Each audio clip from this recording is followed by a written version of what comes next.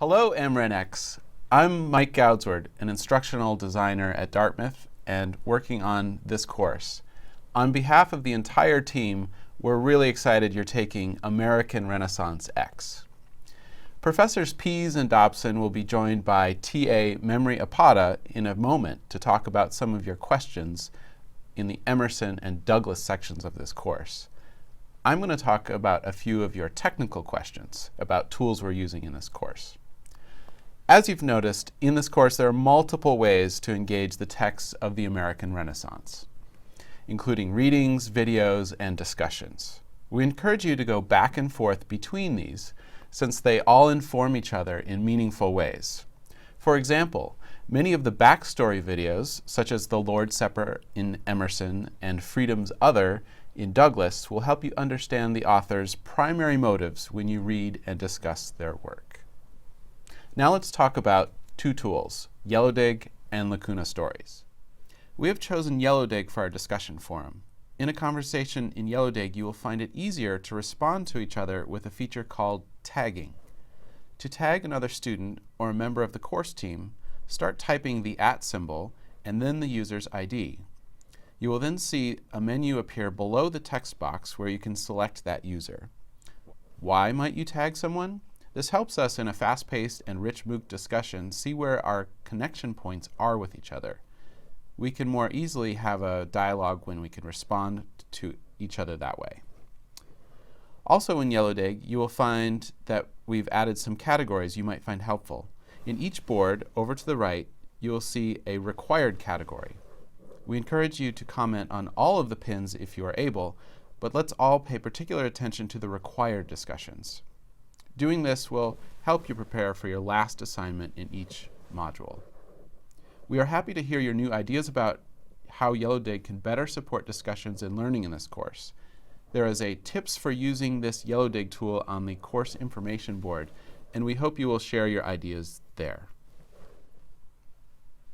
Most of you have found Lacuna Stories. If you have not, click on Start Here, Course Introduction in edX. Then click on Required, log into Lacuna Stories and YellowDig. You only have to do this once.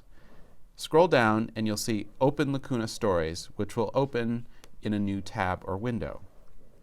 Then once you're in Lacuna Stories, click on Explore and then Materials. You'll see the readings for this course. Click on the reading. I'll click on Nature for Ralph Waldo Emerson, and the text appears on the page. You'll see over on the right, by default, you only see your own annotations, but if you want to see everyone's, click All. To add an annotation, move your mouse over the text, hold down the mouse, and then highlight a line of text. You'll see this pencil icon appear. Click there, and a text box will open.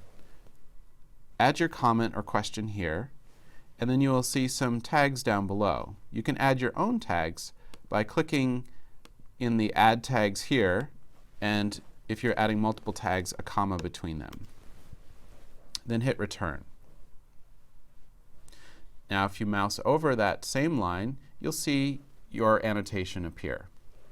You can look at everyone's annotations by clicking All over on the Show Annotations, or None if you don't want to see any, and just Mine if you want to see only your own annotations.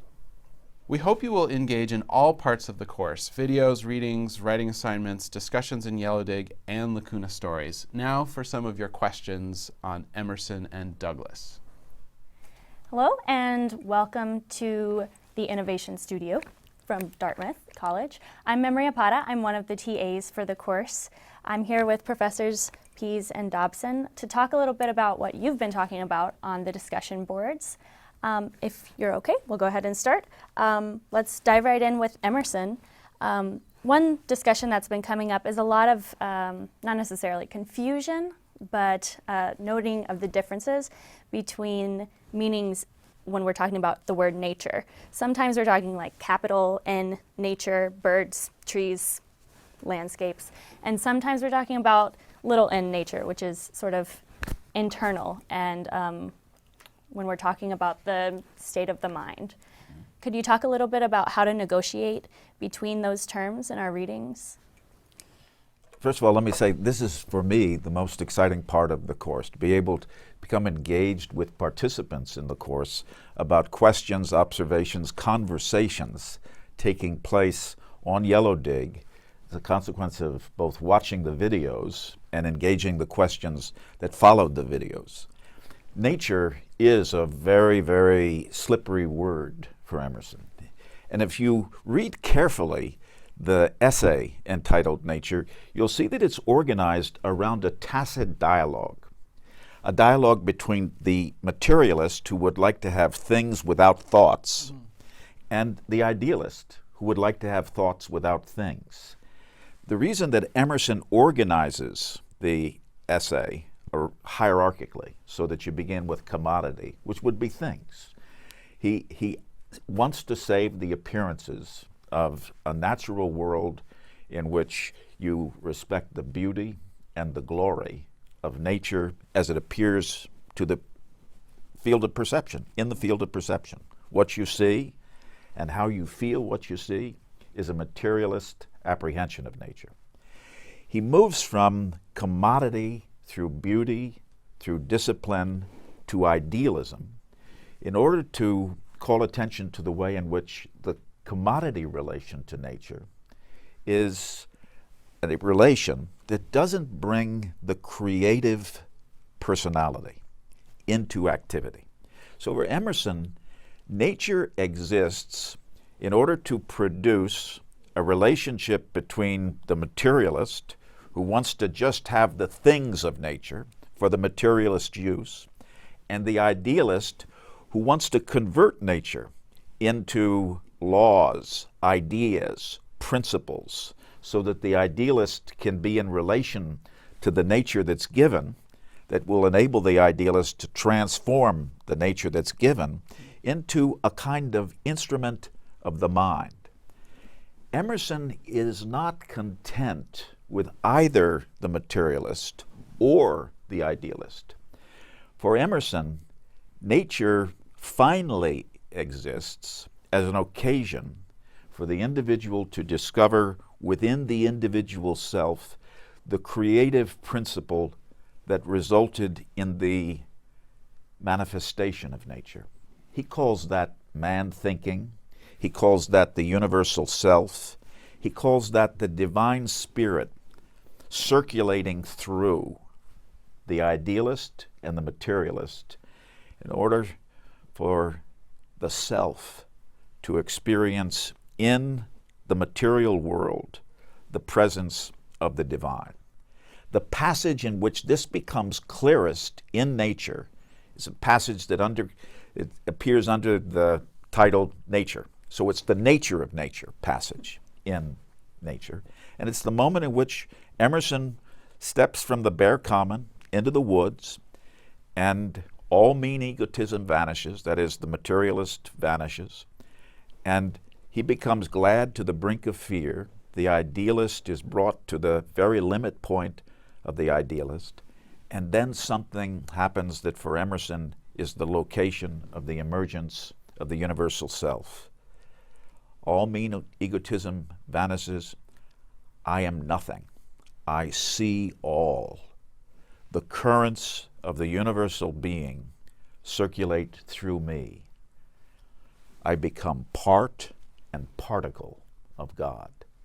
That's the moment in which the idealist and the materialist are transformed into a relation between man and nature that renders active the original relation that he understands to be the divine spirit. So nature is almost always both things. It's both things. It's both what belongs to the materialist, it belongs to the idealist, but it's also something in addition, something that belongs to no one, because it is the original manifestation of creation as such that for Emerson, human beings exist to realize. Great. Well, we have another Emerson question that I would like to get to regarding the anti-slave. Let me find my frame here. So one student commented that a free person is a reality, and he was wondering why Emerson can't engage the reality. There were lots of questions about Emerson in regards to slavery. So if you could talk a little bit about that, I think a lot of our students would appreciate it. I know that's very difficult moment in Emerson. It takes place in that speech he delivered commemorating the anniversary, the 10th anniversary of the emancipation of slaves in the West Indies, which he acknowledges Toussaint Louverture. And in the audience, imagine this, in the audience, near his home on that day, sat Frederick Douglass. So Emerson must have been looking directly at Frederick Douglass when he said, and here is the anti-slave, and whether he is white or black is no difference. Man is here. Now, what does he mean by that?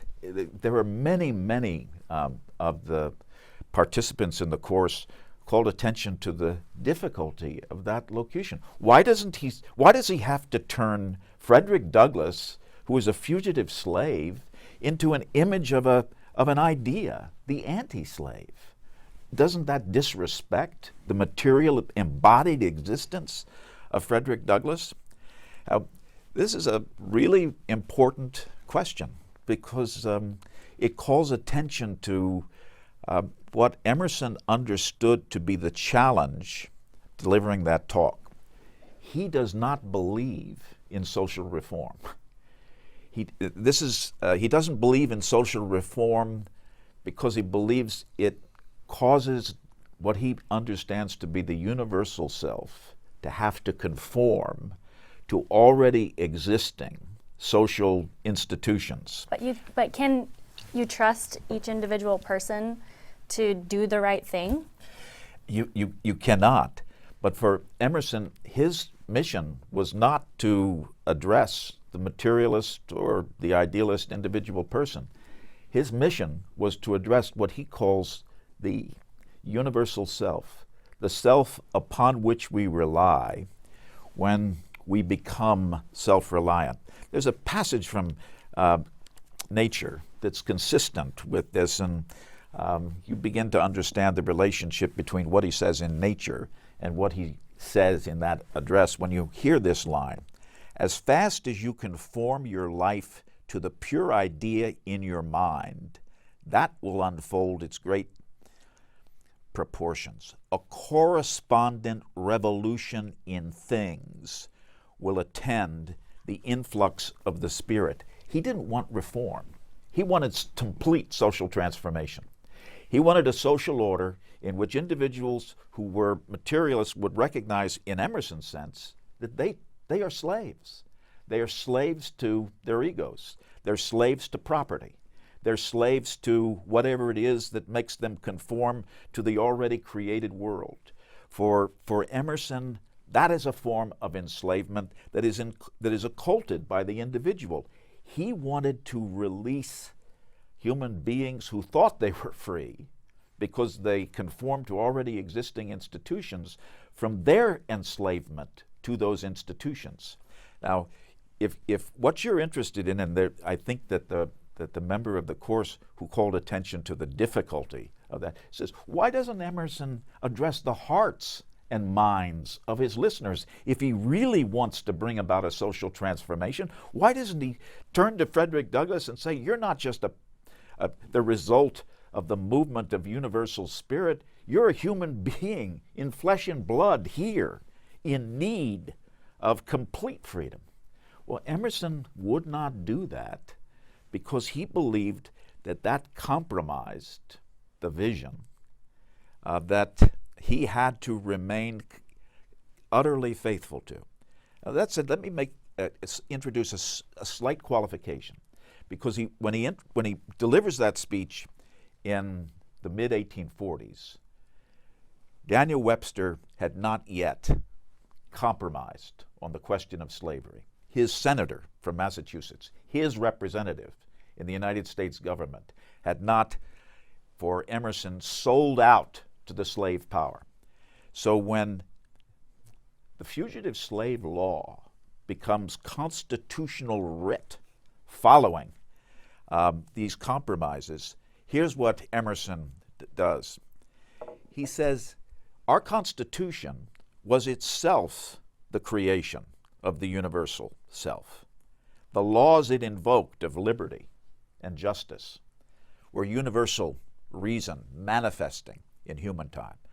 So he said, now I will speak on behalf of the universal spirit in the name of a higher law and repudiate the United States for having passed the fugitive slave law. He considers the fugitive slave law to be a curse. And for the first time in his career as an orator, he becomes publicly an abolitionist because he believes that Daniel Webster, a Dartmouth graduate, by the way, has violated higher law and must be replaced by the universal self Emerson represents in order to change that law.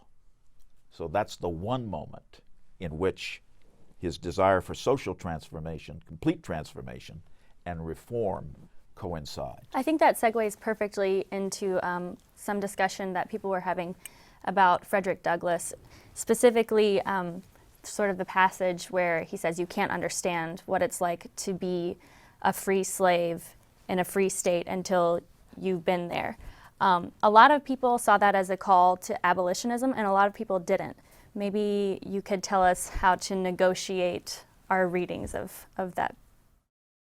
Yeah, I'd want to move a little bit broader, the text as a whole, to get at the question of abolitionism. It's prefaced twice, and those two prefaces are doing something slightly different than the text of the narrative life of Frederick Douglass, which was not the first slave narrative, but actually a participant in an ongoing genre. I saw a question asking how Douglass learned to write in this form, and wondering about the structure of the text. He read many slave narratives. His text is at times resisting Garrison's introduction. Later, several years after the publication of this text, they would have a falling out. And there is a sense, I think, in the text of the narrative life of Frederick Douglass, some resistance to the way in which his text has been inscribed by this preface. It's at once a narrative of his freedom, of an experience that happened, a political document participating in the call for abolitionism. It's also a part of American autobiography. He is participating in the same self-made man genre that we see Benjamin Franklin participating in. These different modes, I think, are active throughout the text. So when we get to certain moments that we're not sure whether to read them as an explicit call, I think it's registering the fact that it's participating in these different modes, that Douglass wants to assert that he is a man, that he has taught himself and learned how to write. He is self-made. He wants to be a full participant in that as well. And he also has a political agenda. He would become a serious politician. This is his first real written stake at that. Not the first time he told this narrative. He had been, as we see in the prefaces, he had been, and in his descriptions at the end of the text, he had been on the lecture circuit. He had witnessed Emerson speaking. He had witnessed a number of other people making calls for abolitionism. He was a newspaper publisher. So I think his text is participating in these various modes that, at times we can read them differently. We can read them as him asserting his sense of self. And at other times, it's a very strong piece of evidence for the cruelty of a system that he needs ended, that he's saying is as hurtful to the people who organize and run it as those suffering under it. And he was, as Professor Pease just alluded to, in the fugitive slave law state of things, subject to while writing this text. He is not writing as a free man. He cannot be free in 1845. So do you think that Douglas would have resented sort of the martyrization, is that a word?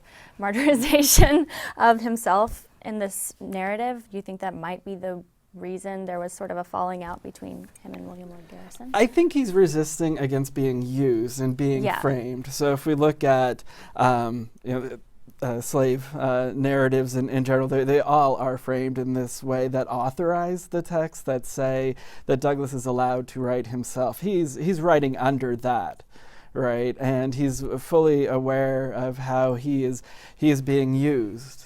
I think that gets at the point that some students are trying to make, that like, yes, this is a call for abolitionism because it exists, it's out there, but it doesn't necessarily mean that Douglas meant it that way all of the time.